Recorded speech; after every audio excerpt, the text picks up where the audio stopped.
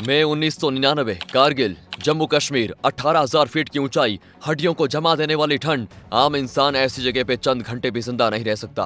भारतीय सेना सर्दियों के मौसम में उन ऊंची चोटियों से नीचे आ जाती है। तब दुश्मन पाकिस्तान ने दबे पांव लाइन ऑफ कंट्रोल के उस पार से उन चोटियों पे कब्जा कर लिया था। इन ऊंचाइयों से उनको डायरेक्ट NH-1 हाईवे दिखता था। यह हाईवे सिर्फ एक सड़क नहीं थी, ये लद्दाख और सियाचिन में बैठे हिंदुस्तानी जवानों के लिए एकमात्र लाइफलाइन थी। दुश्मन का इरादा उस हाईवे पे आग बरसाना और हिंदुस्तान को दो हिस्सों में काट देना था। रावलपिंडी के बंद कमरों में पाकिस्तान जनरल बड़े गुरूर से अपने अफसरों से कह रहा था, हिंदुस्तान को भनक भी नहीं लगेगी और जब तक वो नींद से जागेंगे हम उनकी सांस की नली काट चुके होंगे। वो नीचे रहेंगे और हम आसमान से मौत बरसाएंगे। पाकिस्तान को लगता था कि नीचे से ऊपर हमला करना, वो भी उन खड़ी चट्टानों पर जहां छिपने की कोई जगह नहीं, किसी भी सेना के लिए मौत को दावत देना जैसा है। लेकिन उनकी इस साजिश का गुरूर तोड़ने और उन्हें मिट्टी में मिलाने के लिए एक तूफान उनका इंतजार कर रहा था। भारत के एक ऐसे जाबाज फौजी ने अकेले ही पाकिस्तान की नाक में दम कर दिया, जिसके खौफ से आज भी दुश्मन की रूह कांप उठती है। ये फौजी था कैप्टन विक्रम बत्रा। 9 सितंबर 1974 हिमाचल प्रदेश के पालमपुर के पास गुग्गर गांव में गिरधारी लाल बत्रा और उनकी पत्नी कमल कांता के घर जुड़वा बच्चों का जन्म हुआ, विशाल और विक्रम बत्रा। बड़ा होकर विक्रम बत्रा ने DAV कॉलेज चंडीगढ़ में पढ़ाई करते हुए NCC एयर विंग ज्वाइन किया। वो सिर्फ एक एवरेज स्टूडेंट नहीं थे, वो नेशनल लेवल का टेबल टेनिस प्लेयर।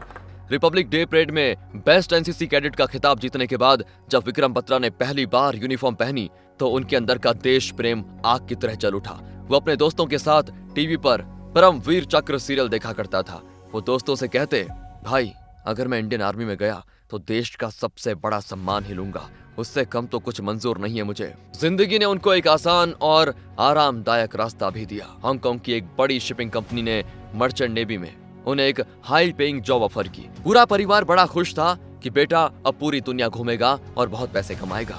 लेकिन ज्वाइनिंग से ठीक कुछ दिन पहले विक्रम अपने पिता के पास गए। उन्होंने अपने पिता से कहा, पापा पैसे तो बहुत मिलेंगे पर मेरी मंजिल वहां नहीं है। मेरा दिल तो इस देश की मिट्टी से जुड़ा हुआ है। मुझे इंडियन आर्मी की यूनिफॉर्म पहननी है, क्योंकि देश की सेवा करने से बड़ा कोई पैसा या रुतबा इस दुनिया में नहीं है। उस एक पल ने तय कर दिया था कि विक्रम बत्रा की किस्मत में समंदर की लहरें नहीं बल्कि कारगिल की खून से सनी बर्फीली चोटियां लिखी थी। 1996 में कमांड डिफेंस सर्विसेज का एग्जाम क्लियर करके और SSB इंटरव्यू में टॉप 35 में आकर विक्रम पहुंचे इंडियन मिलिट्री एकेडमी देहरादून में। मानेकशॉ बटालियन की जिस और कंपनी में उनकी ट्रेनिंग शुरू हुई। 6 दिसंबर 1997 विक्रम बत्रा लेफ्टिनेंट विक्रम बत्रा बन गए। उन्हें 13th battalion Jammu and Kashmir rifles में कमीशन मिला। उनकी पहली पोस्टिंग हुई जम्मू और कश्मीर के बारामूला डिस्ट्रिक्ट में सोपोर नाम की जगह पे। 1990 के आखिर में सोपोर को कश्मीर का कंधार कहा जाता था। यह जगह आतंकवादियों की गोद थी। एक दिन एक इंटेंस एनकाउंटर चल रहा था। गोलियों की आवाज से पूरा इलाका गूंज रहा था। अचानक एक गोली आई जो सीधे विक्रम बत्रा के लिए थी, पर उनके एक जवान ने बीच में आकर वो गोली अपने सीने पर झेल ली। जवान वहीं शहीद हो गया। उस दिन विक्रम बत्रा पूरी तरह टूट गए थे। उस शहीद जवान के खून ने विक्रम बत्रा के अंदर के गुस्से और जिम्मेदारी को और बढ़ा दिया था। 1984 में ऑपरेशन मेघदूत के तहत जब इंडिया ने सियाचिन पर अपना तिरंगा फहराया था, तब से पाकिस्तान आर्मी के जनरल परवेज मुशर्रफ के सीने में आग जल रही थी। 1998 में जब नवाज शरीफ ने उसको आर्मी चीफ बनाया तो उसे लगा कि अब बदला लेने का वक्त आ गया है। सितंबर 1998 में मुशर्रफ और उसके खास अफसरों ने नवाज शरीफ की नाक के नीचे एक खुफिया ऑपरेशन का ब्लूप्रिंट तैयार किया। कारगिल का तापमान सर्दियों में -40 डिग्री तक गिर जाता था, जिसके कारण भारतीय सेना उन चोटियों से नीचे आ जाती थी। मुशर्रफ का प्लान था, जब हिंदुस्तानी फौज नीचे आएगी हम अपने फौजियों को उन खाली चोटों पर बैठा देंगे। उनका टारगेट था NH-1 हाईवे जो लेह और कश्मीर को जोड़ता था। अगर इस हाईवे पर कब्जा हो गया तो सियाचिन और लद्दाख का इंडिया से कनेक्शन टूट जाएगा। एक तरफ ये नापाक मंसूबे रचे जा रहे थे और दूसरी तरफ फरवरी 1999 में भारत के प्रधानमंत्री अटल बिहारी वाजपेयी दोस्ती का हाथ बढ़ाते हुए दिल्ली से लाहौर बस सर्विस शुरू करते हैं। लेकिन भारत को कहां पता था कि जिस वक्त हम उनको गले लगा रहे हैं वो हमारी पीठ के पीछे खंजर घोंपने के लिए अपने हथियार धार कर रहे थे। आतंकवादियों के बेस में पाकिस्तान आर्मी के नॉर्दर्न लाइट इन्फेंट्री के हजारों जवान LOC क्रॉस करके कारगिल के इन पहाड़ों में अपने बंकर्स बना चुके थे। वो वहां भारी मात्रा में गोला बारूद, राशन, मशीन गन्स और एंटी एयरक्राफ्ट गन्स जमा कर चुके थे। 3 मई 1999 लद्दाख के बटालिक सेक्टर की 13,000 फीट की ऊंचाई पर स्थित एक सुनसान बर्फीली पहाड़ी। स्थानीय निवासी ताशी नमग्याल एक आम चरवाहा था जो पिछले कई घंटों से अपनी खोई हुई याक को ढूंढते हुए इस वीरान और जानलेवा चोटी तक आ पहुंचा था। ठंड से उसके हाथ सुन पड़ रहे थे। सांसें उखड़ रही थी। आज उसकी किस्मत में अपनी खोई हुई याक को पाना नहीं लिखा था। थक हार कर जब ताशी ने आराम करने के लिए पत्थर का सहारा लिया और अपनी दूरबीन निकालकर आगे की बर्फीली चोटियों का नजारा देखना शुरू किया, तब उसे दूर एक पहाड़ी की चोटी पर कुछ अजीब सा दिखाई दिया। वहाँ काले कपड़ों में लिपे हुए करीब 6 लोग हाथों में बड़े बड़े औजार लिए बर्फ और पत्थरों को हटाते हुए दिख रहे थे। ताशी तुरंत समझ गया था कि ये इस इलाके के लोग नहीं हैं। इन बर्फीली तूफानों के बीच इतनी ऊंचाई पर कोई आम इंसान बर्फ क्यों खोदेगा? ताशी बिना एक पल गवाए वहां से भागा। अगली सुबह उसने ये खबर भारतीय फौज की नजदीकी पोस्ट तक पहुंचा दी। भारतीय फौज को जब ये खबर मिली तो उन्होंने इसे बिल्कुल हल्के में नहीं लिया। 5 मई को जाट रेजिमेंट के नौजवान, निडर और जोश से भरे अफसर लेफ्टिनेंट सौरभ कालिया के नेतृत्व में 6 लोगों की एक पेट्रोल टीम को उस चोटी की जांच के लिए रवाना कर दिया गया।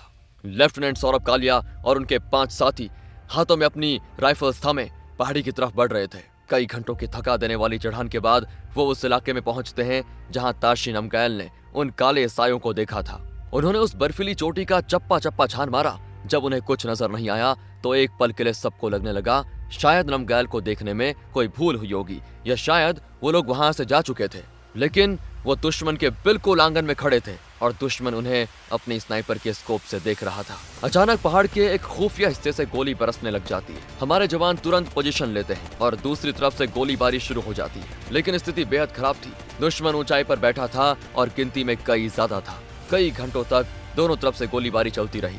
धीरे धीरे कालिया और उनकी टीम की गोलियां खत्म होने लगती हैं। वो तुरंत बेस कैंप से रेडियो पर बैकअप मंगवाते हैं। लेकिन जब तक बैकअप टीम वहां पहुंचती, पाकिस्तान की बुज़दिल फौज ने अपने संख्या बल का फायदा उठाकर हमारे इन 6 जवानों को घेर कर बंदी बना लिया था।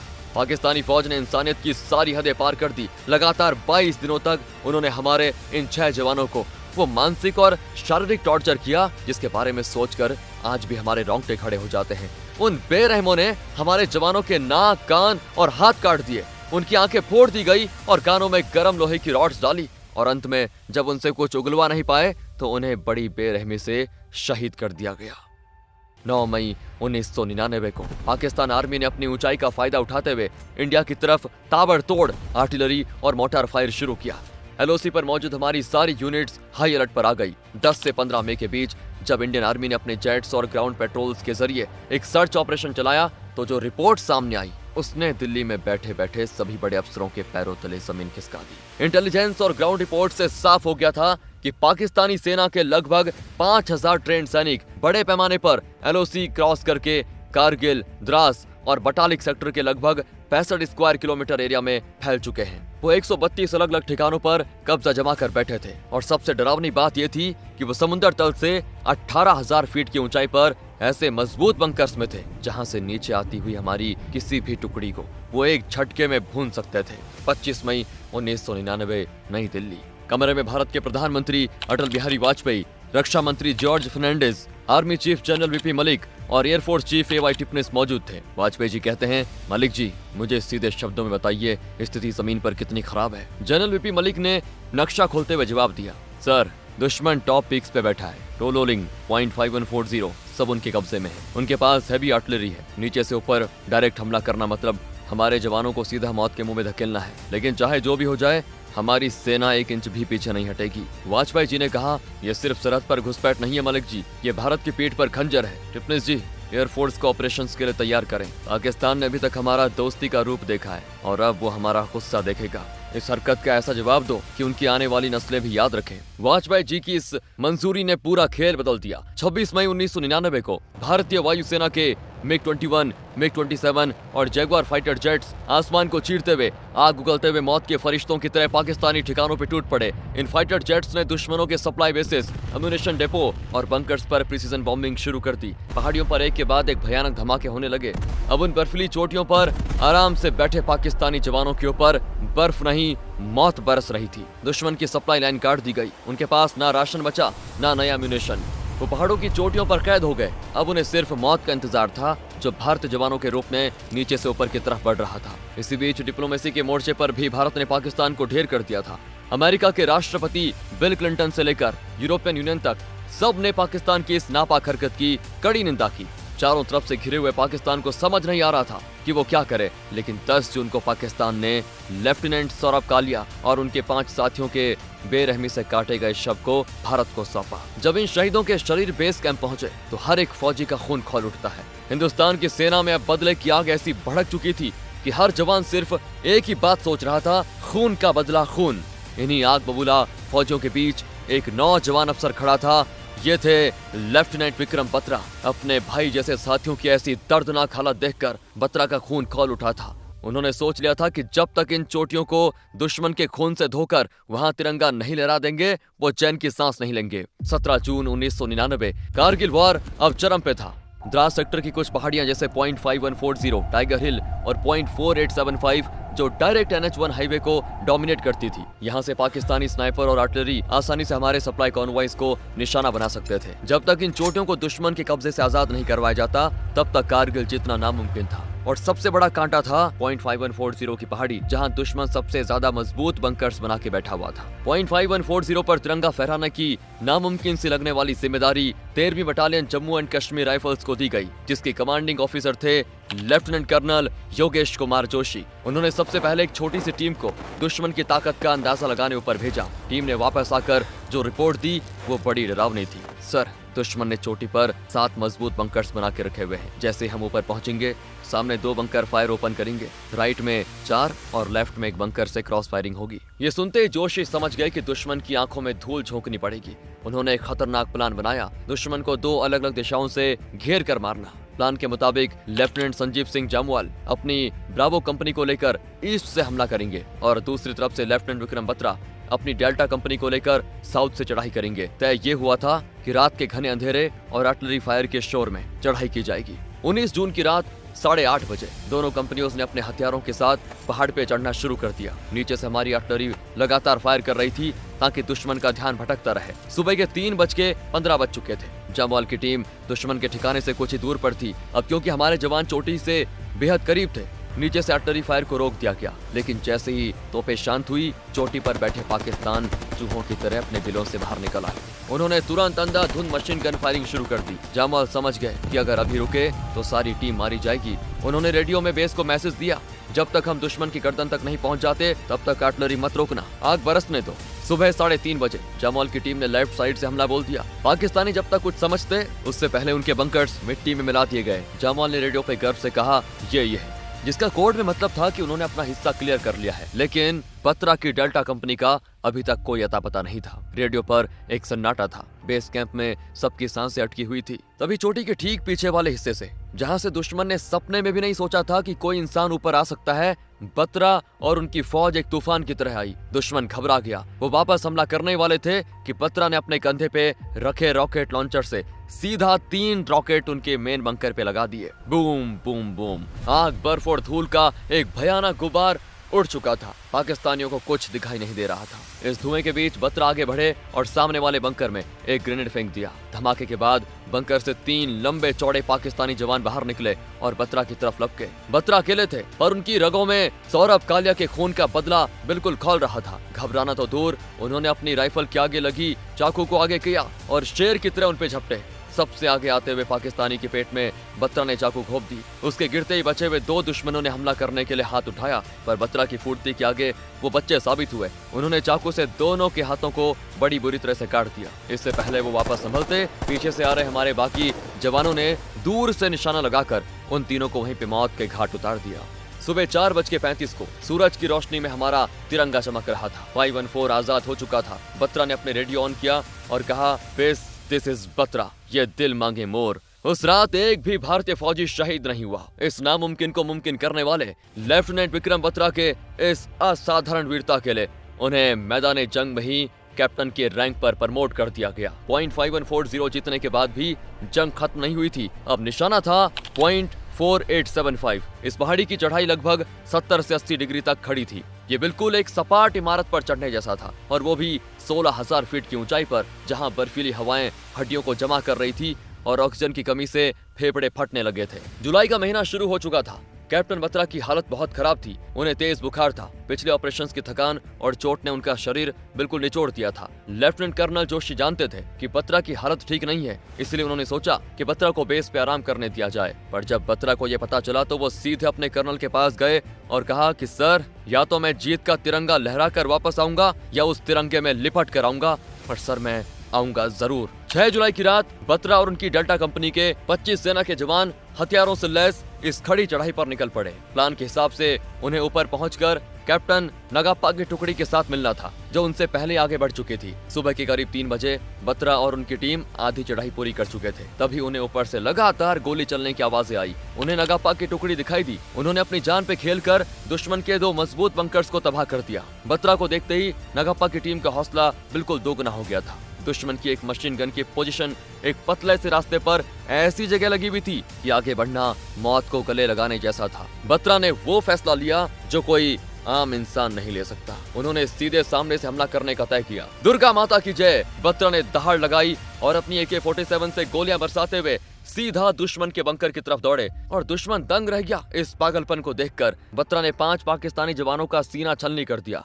पहला रुकावट तो पार हो गया, पर तभी एक और अपर पोस्ट से फायरिंग शुरू हो गई और इस घमासान आग के बीच एक ग्रेनेड कैप्टन नगाप्पा के पास आकर फटा। नगाप्पा के पैरों के चिथड़े उड़ गए थे और वो वहीं खून से लथपथ गिर पड़े। वो दुश्मन की लाइन ऑफ फायर में थे। बत्रा ने ये देखा। बिना एक सेकंड सोचे वो आगे बढ़े। उनके साथ थे सूबेदार रघुनाथ सिंह। वो आगे आने लगे ताकि अपने कैप्टन को बचा सके, पर बत्रा ने उन्हें पीछे धकेल दिया और कहा, साहब आप पीछे हटो, आपके बीवी बच्चे हैं, मैं तो अभी कुंवारा हूँ। इधर नगाप्पा को लगा कि आज उनका आखिरी दिन है और दुश्मन अब उनको जिंदा नहीं छोड़ेगा। तभी बारूद और धुएं के बीच से एक आवाज आई, अन्ना मैं आ गया हूँ, तू चिंता मत कर। और ये थे कैप्टन विक्रम बत्रा। बत्रा ने अपनी परवाह किए बगैर नगाप्पा को अपने कंधों पर खींचना शुरू कर दिया। बत्रा ने अपनी AK-47 से ऐसी भयानक और अंधाधुंध फायरिंग शुरू की जिसको देखकर दुश्मन के होश उड़ गए। बत्रा ने तुरंत एक जवान को आदेश दिया, नगाप्पा को जल्दी कवर के पीछे ले जाओ। अब तक सुबह हो चुकी थी और दुश्मन के स्नाइपर्स ने हमारी टीम की लोकेशंस ढूंढ ली थी। सामने दुश्मन का सिर्फ एक आखिरी बड़ा बंकर बचा हुआ था। अगर ये उड़ गया तो चोटी हमारी थी। तभी हमारी टीम का एक बहादुर जवान यशपाल आगे बढ़कर अपने रॉकेट लॉन्चर से उस आखिरी बंकर पे निशाना साधा। निशाना लॉक हो चुका था, ट्रिगर दबाने वाला था, लेकिन तभी कहीं दूर छिपे एक पाकिस्तानी स्नाइपर की गोली आई और सीधा यशपाल के कंधे को चीरते हुए निकल गई। यशपाल दर्द से चीखते हुए जमीन पे गिर पड़े। अपने जवान को ऐसे सामने गिरता हुआ देखकर बत्रा सब कुछ भूल गए। उन्हें अपनी जान की फिक्र नहीं थी। वो तुरंत कवर से बाहर निकले और यशपाल की तरफ दौड़े। एक और फौजी के साथ मिलकर बत्रा ने यशपाल को उठाया और उन्हें खींचकर कवर की तरफ ले जाने लगे। यशपाल लगभग कवर के पीछे पहुंच ही चुका था कि अचानक एक और बार स्नाइपर चलने की आवाज आई। इस बार गोली सीधा कैप्टन विक्रम बत्रा की छाती पर आकर लगी। वो गोली सीधे उनके दिल के पास लगी थी। गोली लगते ही बत्रा एक भयानक झटके के साथ पीछे गिरे, पर बत्रा एक पल के लिए रुके नहीं। उन्होंने अपनी AK-47 उठाई और गुस्से में पागल होकर अकेले ही उस दुश्मन के बंकर की तरफ चल पड़े। वो तब तक लगातार गोलियां चलाते रहे जब तक उनकी मैगजीन की आखिरी गोली खत्म नहीं हो गई। सामने बैठे दुश्मन को उन्होंने वहीं पे छलनी कर दिया, लेकिन इस आखिरी प्रहार के बाद बत्रा घुटनों के बल जमीन पे गिर पड़े। उनके साथियों ने अपने सबसे प्यारे अफसर को गिरते देखा तो वो आग बबूला हो गए। इसके बाद तो जवानों ने उस आखिरी बंकर को बॉम्ब से उड़ा दिया और बचे कुचे पाकिस्तानी को वहीं जिंदा काट डाला। जैसे ही हमारे जवानों ने 4875 की चोटी पर हिंदुस्तान का तिरंगा फहराया, बत्रा ने अपना आखिरी जोर लगाया और कहा, दुर्गा माता की जय। और इसी के साथ 24 साल की उम्र में इस देश का ये वीर सपूत हमेशा हमेशा के लिए बर्फीली वादियों में अमर हो गया। इस चोटी को कैप्चर करने के ठीक एक हफ्ते के बाद प्रधानमंत्री अटल बिहारी वाजपेयी ने दुनिया के सामने घोषणा कर दी कि ऑपरेशन पूरी तरह से कामयाब रहा। पाकिस्तान को उसकी औकात दिखा दी गई थी। कैप्टन विक्रम बत्रा को उनकी इस रोंगटे खड़े कर देने वाली बहादुरी और बलिदान के लिए 15 अगस्त 1999 को भारत के सबसे बड़े सम्मान परम वीर चक्र से नवाजा गया। लेकिन कैप्टन विक्रम बत्रा की कहानी सिर्फ इतनी ही नहीं थी। डिम्पल चीमा, वो नाम जो विक्रम बत्रा के रूह में बस गया था। 1995 में पंजाब यूनिवर्सिटी में दोनों की मुलाकात हुई थी। दोनों एक दूसरे से बहुत प्यार करते थे, लेकिन किस्मत को कुछ और ही मंजूर था। जब विक्रम बत्रा तिरंगे में लिपट कर वापस आए तो डिम्पल के आगे पूरी जिंदगी खड़ी थी। पर डिम्पल ने एक फैसला लिया जिसने पूरे देश की आंखों में आंसू ला दिए। उन्होंने आजीवन शादी ना करने का संकल्प लिया। उन्होंने सारी जिंदगी विक्रम बत्रा के यादों के सहारे गुजारना शुरू की। 1999 का वो कारगिल युद्ध और कैप्टन विक्रम बत्रा जैसा योद्धा इस नए हिंदुस्तान की नींव है। दोस्तों, अगर आपको वीडियो पसंद आ गई हो तो लाइक करें, शेयर करें। ऐसी इंटरेस्टिंग वीडियोस देखने के लिए चैनल को सब्सक्राइब करना ना भूलें। तब तक के लिए जय हिंद, जय भारत।